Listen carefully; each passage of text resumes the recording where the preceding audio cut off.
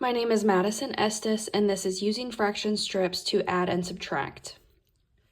We're first going to be looking at this first problem, 2/3 plus 1/4. I already have this set up with my fraction strips right here. This is the whole that we are looking at, and we have 2/3 plus 1/4. Now, adding fractions, we have to find a common denominator, the least common denominator, because these pieces are broken in differently. You can see that 1/4 is smaller than 1/3. Now I'm just going to drag this down here. And now we have 12ths. We can see that 1/3 is equal to 1, 2, 3, 4 twelfths, and 1/4 is equal to 1, 2, 3 twelfths.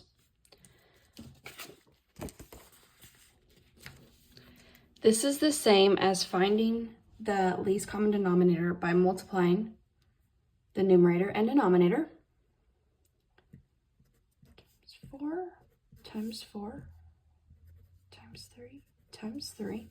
So 2/3, we can see 2/3 is equal to 1, 2, 3, 4, 5, 6, 7, 8 twelfths. And you can do that math, and that is equal as well. And you can see that 1/4 down here is equal to 1, 2, 3 twelfths. And you can do this math and see that that is equal to. And then we just add the numerators together. 8 plus 3 is 11 twelfths. And we can count down here. 1, 2, 3, 4, 5, 6, 7, 8, 9, 10, 11 twelfths. So 2/3 plus 1/4 is the same as saying 8 twelfths plus 3 twelfths is equal to 11 twelfths. So we can write that up here. It's equal to 8 twelfths plus 3 twelfths, which gives us 11 twelfths. Now we're going to be looking at our second problem, 7 twelfths minus 1/3. All right, now that we're looking at this second problem, I have this set up with my fraction strips. Remember, we have our one whole, and we have 1, 2, 3, 4, 5, 6, 7 twelfths minus 1/3. Okay, and we can see that 1/3 is equal to 1, 2, 3, 4 twelfths. Okay, and we can even put this over top of that.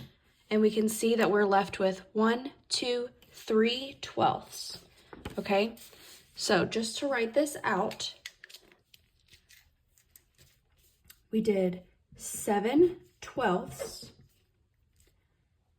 minus, and then 1/3 we saw was equal to 4 twelfths minus 4 twelfths, and we were left with 3 twelfths.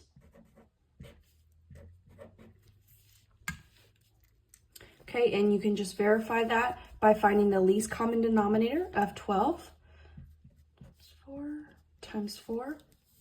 And this 1/3 you can see is equal to 4 twelfths. Now 3 twelfths can also be simplified. Now, obviously 3 twelfths is not the same as 1/3. You can see that 1/3 is bigger than that. But we do know, especially from the last problem that we just did, 3 twelfths is equal to 1/4.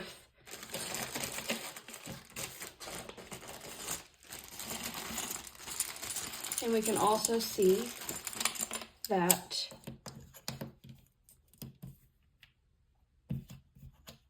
here. And then if we filled out this whole top section with twelfths, we would see that 1/4 is equal to 3 twelfths.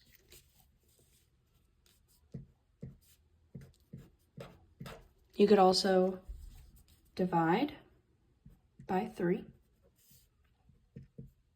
both the numerator and the denominator, and that would also give you 1/4.